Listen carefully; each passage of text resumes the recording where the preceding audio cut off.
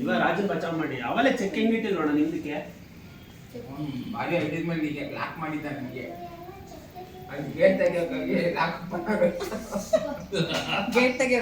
ಕಲ್ಲಿ ಯಾಕೋ ನನ್ನ ರಾಜನೇ ಹೊಟ್ಟೋಯ್ತಲ್ಲಪ್ಪ. ಒಂದಿನ ಒಂದ್ ಪಾನು ಮುಟ್ಟಿಲ್ಲ ನಿಮ್ದು.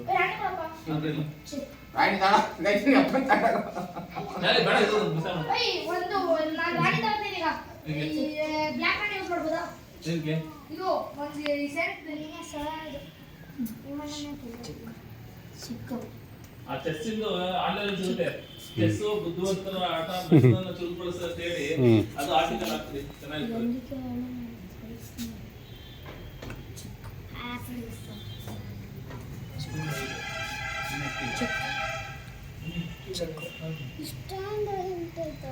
ಈ ಬಣ್ಣನ ಔಟ್ ಆಗಿರೋದು ಅಲ್ಲ, 100 ಇರೋದು ಕರೆಕ್ಟ್. ಈ ಬಣ್ಣ ಬಾರಪ್ಪ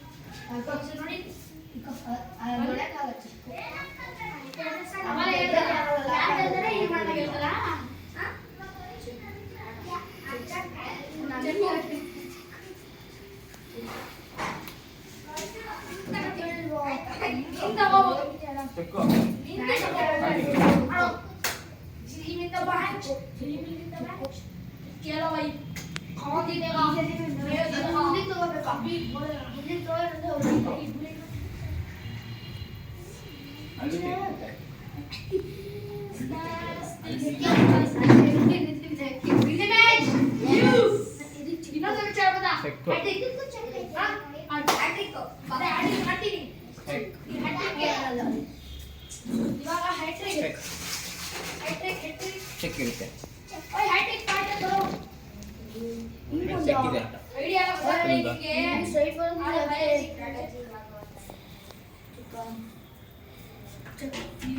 ಇವಾಗ ಹಿಂಗ ಆಡ್ತಿದ್ದೀನಿ ಅಂದ್ರೆ ಚೆಕ್ ಐತೆ ಕಣ.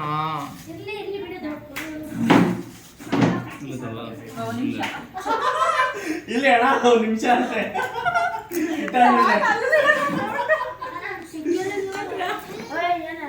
ನೋಡೋಣ, ಒಂದು ನಿಮಿಷ ಅಂತ ಇಟ್ಕೊಂಡ್ರೆ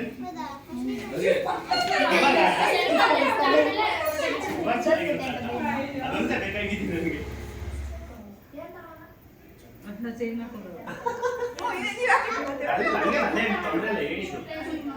ಅಲ್ಲ ಈಗ ಒಟ್ಟು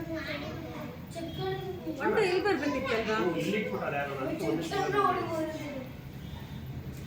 ಹೌದಾ, ಇದಾದ್ಮೇಲೆ ಇಡ್ಬೇಕಿತ್ತು. ನೀವು ಆಸ್ತರಿಗಿತ್ತಾ?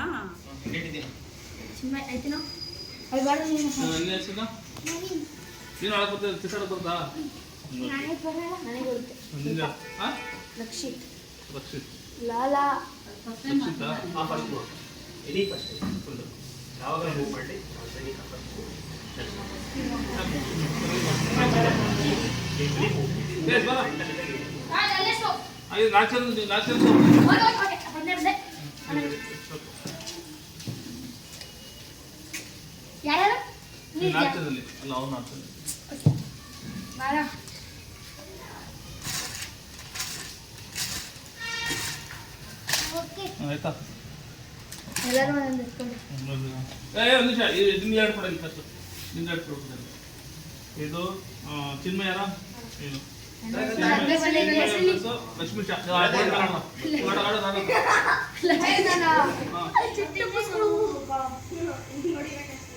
ಇನ್ಸ್ಟಾಗ್ರಾಮ್ ಆಗಿದೆ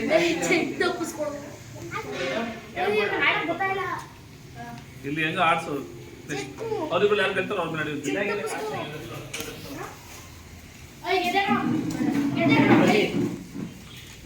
ರಾಮ್ ಲಕ್ಷ್ಮಣ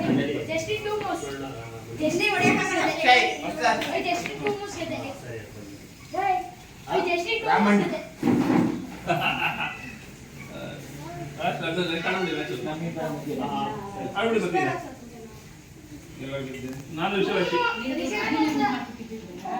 ಎಲ್ರಿಗೂ ನಮಸ್ಕಾರ. ಈ ದಿವಸ ಕುಣಿಗಲ್ನ ಮಹಾವೀರ ನಗರ ಬಡಾವಣೆಯಲ್ಲಿ ಭಾವಸಿಂಚನ ಯೂಟ್ಯೂಬ್ ಚಾನೆಲ್ ಮತ್ತು ಮಹಾವೀರ ನಗರ ಬಡಾವಣೆಯ ಸಮಾನ ಮನಸ್ಕರ ವೇದಿಕೆಯ ವತಿಯಿಂದ ಚೆಸ್ ಟೂರ್ನಮೆಂಟನ್ನು ಆಯೋಜಿಸಿದ್ದೇವೆ.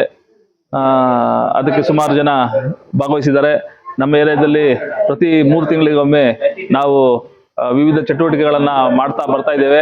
ಅದು ಮುಂದುವರೆದ ಭಾಗವಾಗಿ ಈ ದಿವಸ ಚೆಸ್ ಪಂದ್ಯಾವಳಿಯನ್ನು ಆಡಿಸ್ತಾ ಇದ್ದೀವಿ. ಈ ಚೆಸ್ ಪಂದ್ಯಾವಳಿಯಲ್ಲಿ ಭಾಗವಹಿಸಿರುವಂಥ ಎಲ್ಲ ಮಕ್ಕಳಿಗೆ ಮತ್ತು ಯುವತಿಯರಿಗೆ ನಾವು ಧನ್ಯವಾದಗಳನ್ನು ಅರ್ಪಿಸ್ತೇವೆ. ಚೆಸ್ ಆಟ ಆಡೋದ್ರಿಂದ ಮೆದುಳು ತುಂಬ ಚುರುಕಾಗುತ್ತೆ. ಎಷ್ಟೋ ಜನ ವಿದ್ಯಾರ್ಥಿಗಳಿಗೆ ಶಾಲೆಗಳಲ್ಲಿ ಹೇಳ್ಕೊಟ್ಟಿರ್ತಾರೆ, ಬಟ್ ಅದನ್ನ ಮನೇಲಿ ಮತ್ತೆ ಅಕ್ಕಪಕ್ಕ ಸ್ನೇಹಿತರ ಜೊತೆ ಪ್ರಾಕ್ಟೀಸ್ ಮಾಡೋದು ರೂಢಿಸ್ಕೋಬೇಕು ಮಕ್ಕಳು. ಅವಾಗ ಅವ್ರಿಗೆ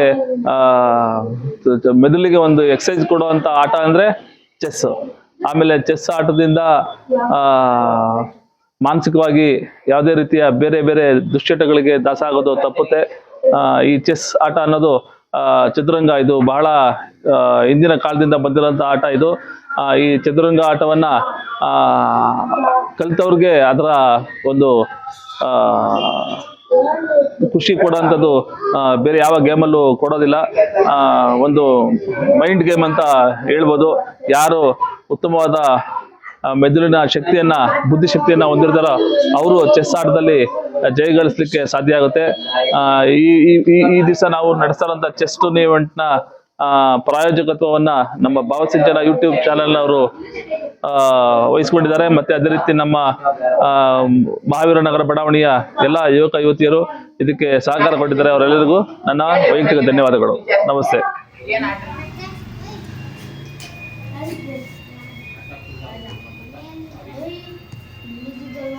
ಈ ಚೆಸ್ ಟೂರ್ನಿಯ ಜೂನಿಯರ್ಸ್ನ ಫೈನಲ್ ಪಂದ್ಯ ಇದು. ತುಂಬಾ ಚಾಕಚಕ್ಯದಿಂದ ಆಟ ಆಡ್ತಿದ್ದಾರೆ ಮಕ್ಕಳು.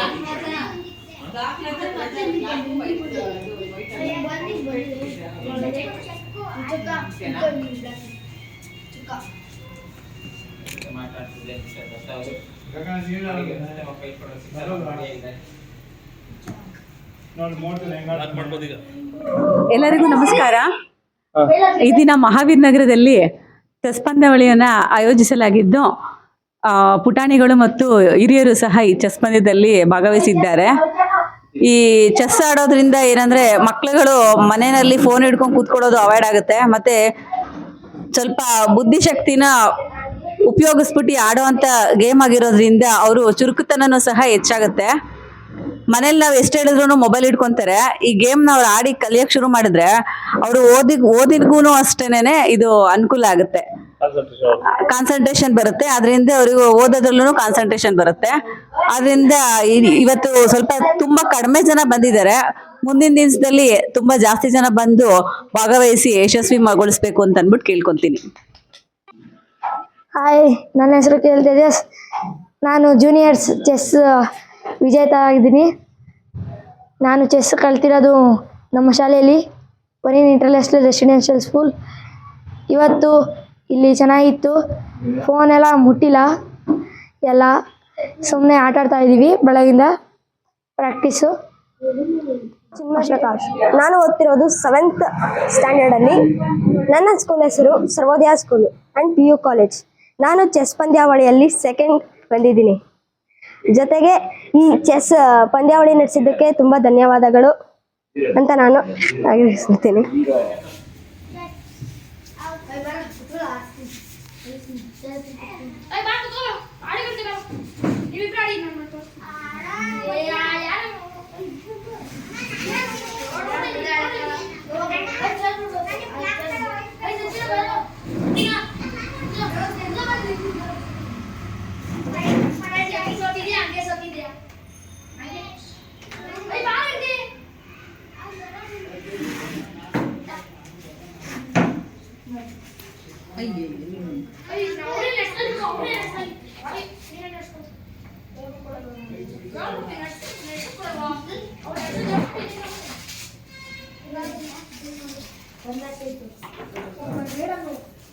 ಮಹಾವೀರ ನಗರದಲ್ಲಿ ಚೆಸ್ ಟೂರ್ನಮೆಂಟ್ ನಡೆಸಿದಂತ ಭಾವಸಿಂಚನ ಚಾನೆಲ್ಗೆ ಜೈ. ಭಾವಸಿಂಚನ ಚಾನೆಲ್ಗೆ ಮಹಾವೀರ ನಗರದ ಸಮಾನ ಮನಸ್ಕ ಯುವಕರ ವೇದಿಕೆಗೆ ಮಹಾವೀರ ನಗರ ಸಮಾನ ಮನಸ್ಕ ಯುವಕರ ವೇದಿಕೆಗೆ